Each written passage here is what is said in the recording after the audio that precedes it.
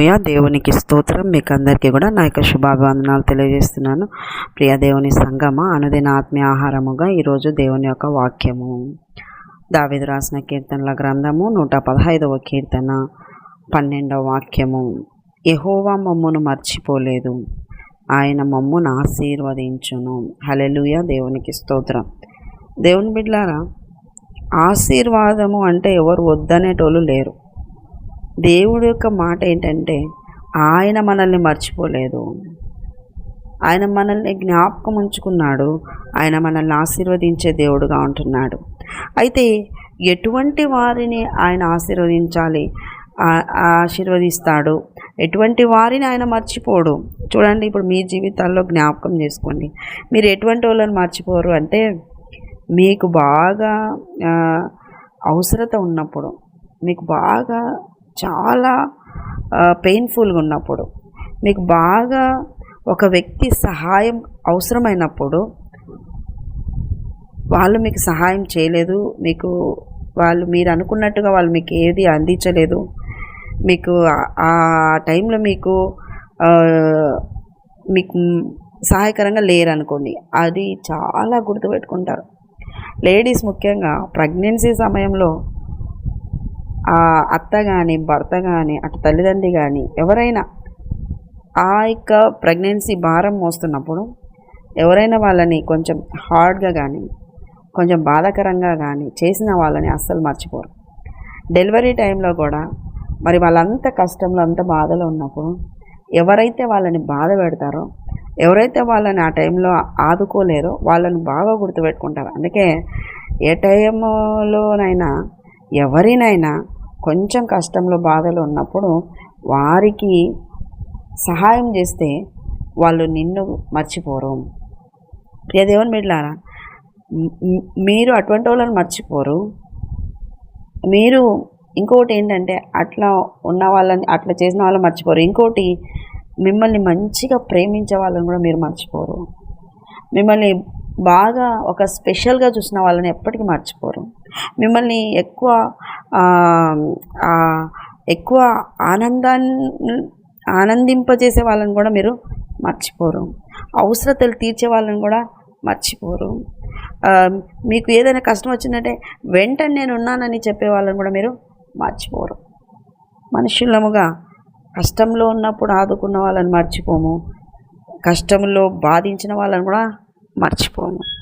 అయితే దేవుడి యొక్క వాక్యం సెలవిస్తుంది, దేవుడు కూడా కొన్ని మర్చిపోడంట, కొంతమందిని మర్చిపోరంట. అంటే ఎవరిని ఆయన మర్చిపోరు, ఎవరిని ఆయన మర్చిపోకుండా అలాగా జ్ఞాపకం ఉంచుకొని వాళ్ళని ఆశీర్వదిస్తాడు. దేవుని బిడ్డలారా, ఇదే కీర్తన గ్రంథం 115వ కీర్తన 8వ వచనం మనం చూసినట్లయితే, 9వ వచనం కూడా మనం చూసినట్లయితే, ఇశ్రాయేలీయులారా యెహోవాను నమ్ముకొనుడి, ఆయన వారికి సహాయము, వారికి కేడం. ఈ నమ్ముకున్న వాళ్ళకి ఆయన సహాయం చేస్తాడంట, కేడంగా ఉంటాడంట. ఈరోజు నమ్మిన నీవు ఆయన సహాయం చేస్తాడని కూడా ఆ విశ్వాసంతో నువ్వు ఉండాలి. నమ్మిన వాళ్ళని ఎప్పటికీ కూడా ఆయన విడిచిపెట్టు దేవుడు కాదు. ప్రియ దేవుని బిడ్డలారా, అహష్వేరోషు రాజుకు ఒకరోజు నిద్ర పట్టలేదు. నిద్ర పట్టనప్పుడు మరి ఇప్పుడైతే ఆయన సెల్లులు, లేదంటే చాటింగ్లు, మీటింగ్లు అంటూ అది చేసుకుంటూ ఉంటారు. కానీ అప్పట్లో గ్రంథాలు తెరిపి చదివించాడు ఈ యొక్క అహష్వేరోషు రాజు.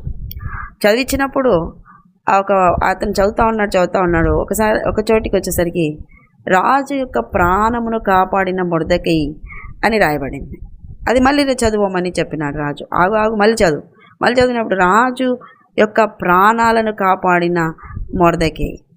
సరే, ఆగి చదివిన తర్వాత మళ్ళీ రాజు అంటాడు, కింద ఏం రాయబడింది? ఇంకేం రాయబడలేదు, వేరే న్యూస్ వచ్చి. అయితే మరి మొర్దెకైకి మనం ఏమైనా సన్మానించామా, మరి ఏమైనా చేసామా? ఏం చేయలేదు. ఏం చేస్తాం? అది సింపుల్గా ఒక చిన్న సహాయమే కదా అనుకున్నామంటే, చిన్న సహాయం ఎట్లయితుంది? పరిపాలించే రాజు ప్రాణాన్ని కాపాడినాడు. ప్రజల యొక్క ప్రాణాలందరినీ కాపాడేది రాజు అయితే, రాజు ప్రాణాన్నే కాపాడిన వ్యక్తికి మరి ఏదైనా చేయాలి కదా అని అప్పుడు అది ఆ మేలును జ్ఞాపకం చేసుకొని ఆ మొర్దెకయి చేసిన ఆమె ప్రాణహాని నుండి తప్పించిన అదాన్ని ఆ గ్రంథంలో చదివింపజేసుకొని మరి ఏమైనా చేయాలి అనేటువంటి ఉద్దేశం ఆ రోజున నిద్ర పట్టక రోజున ఆయన జ్ఞాపకం చేసుకుని ఉన్నాడు. అయితే ఇదే మొర్దెకై ఆ రోజు నేను రాజు యొక్క ప్రాణాన్ని కాపాడినాను, ఆ రోజు ఆ సమాచారం ఇచ్చినాక రాజు యొక్క ప్రాణం కాపాడబడింది కాబట్టి ఈ న్యూస్ రాజు వరకు పోయి ఉంటుంది, రాజు బ్రతికినందుకు నాకు ఏదైనా గిఫ్ట్ ఇస్తాడు అని అవి ఎక్స్పెక్ట్ చేసి ఉంటాడు. ఏ గిఫ్ట్ లేదు. ఒక రోజు పోయింది, 2 రోజులు పోయింది, 3 రోజులు లేదు, ఏ సన్మానం, ఏ గిఫ్ట్ లేదు. ఇంత పెద్ద సాయం చేస్తే నాకేం చేయలేదు రాజు అని కూడా కొంచెం నిరుత్సాహపడి ఉండొచ్చు. కానీ ఒక్కరోజు, ఆ రోజు ఏం రోజు అంటే ఈ యొక్క అహశ్వేరోషు రాజు నిద్ర పట్టక గ్రంథం చదివించినాడు. అదే టైంలో హామాను అదే మొర్దెకైని చంపాలని పర్మిషన్ తీసుకొని వచ్చినాడు. చూడండి, దేవుడు ఎటువంటి గొప్పవాడై ఉంటున్నాడంటే, ఒక పక్క రాజుకేమో మొర్దెకైని ఇప్పుడు గణపరచాలి అనే తలంపు పుట్టించినాడు, అదే టైంలో మొర్దెకైని చంపాలని వచ్చేసినాడు సాతాను తలంపుతో. ఇప్పుడు దేవుడు అహశ్వేరోషు రాజుకు ముందే తలంపు పుట్టించి నిలబెట్టినాడు. సాతాను వచ్చి చంపాలనే తలంపుతో కూడా వచ్చి నిలబడింది. అప్పుడు ఈ మేలును జ్ఞాపకం చేసుకొని ఆ హామాను తెచ్చిన ఆ మాట, చంపాలనే ఆ మరణపు తలంపు మాట అది కొట్టివేయబడింది. మరణం నాకు బదులు ఘనత వచ్చేసింది. ఎప్పుడో చేసిన మేలుకు ఆ రోజున దేవుడు ఆశీర్వదించినాడు. యాకోబు అడుగుతాడు, నన్ను ఆశీర్వదిస్తే కానీ నిన్ను వదిలిపెట్టను. ఏం ఆశీర్వాదం కావాలయ్యా నీకు? భార్యలు ఉండిపోయిరి, పిల్లలు ఉండిపోయిరి, ఆ ఆస్తులుండే, గొడ్లుండే, గొర్రెలుండే, ఇంత ఆస్తికర్తగా చేసినాను కదా నేను ఇంకా నేను నిన్నేం ఆశ్రయించాలి? అయినా ఒక భయం, అన్న వచ్చి చంపేస్తాడని ఇంతమందిని వేసుకొని వస్తున్నాడు ఏశావు. భయం, చచ్చిపోతా. ఆశీర్వాదము అంటే మరణము నుండి తప్పించబడ్డమే. హల్లెలూయా. యెహోవా మిమ్మల్ని మర్చిపోలేదు. మీరు ఆయన నమ్ముకున్నందుకు ఆయన నిన్ను మర్చిపోలేదు.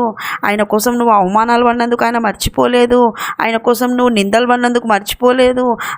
ఆయన కోసం నువ్వు తృణీకరించబడినప్పుడు, ఒంటరివాడిగా నిన్ను చేసినప్పుడు నిన్ను ఆయన మర్చిపోలేదు. ఆయన కోసం నువ్వు తినగానక ఖర్చు చేసి సువార్త పని చేసినందుకు కూడా నిన్ను ఆయన మర్చిపోలేదు. నీకు లేకపోయినా కూడా నువ్వు ఆయన కోసము అని త్యాగాలు కొని చేసినవి అవి ఆయన మర్చిపోలేదు. ఆయన నమ్ముకొని నువ్వు చేసిన ప్రతి పనిని ఆయన మర్చిపోయే దేవుడు కాదు. నమ్ముకున్న వాళ్ళు మరి నిందలు, అవమానాలు, ఆ పరిస్థితులలో పోరాడుతూ ముందుకు వస్తున్నారు. అయితే దేవుడు గొప్పవాడు. నువ్వు చేసే ప్రతి పోరాటము, ప్రతి యొక్క త్యాగము మర్చిపోని దేవుడు. మొర్దెకైకి మరణము ఆ రోజున, కానీ దేవుడు దాన్ని ఆశీర్వాదంగా జీవమునిచ్చినాడు. హల్లెలూయా. యాకోబు ఏశావు చంపుతాడని భయము గుంపుగా పంపించిన తర్వాత కూడా ప్రభువుతో పోరాడుతాడు. పెనుయేలు అనే స్థలం దగ్గర పోరాడుతాడు.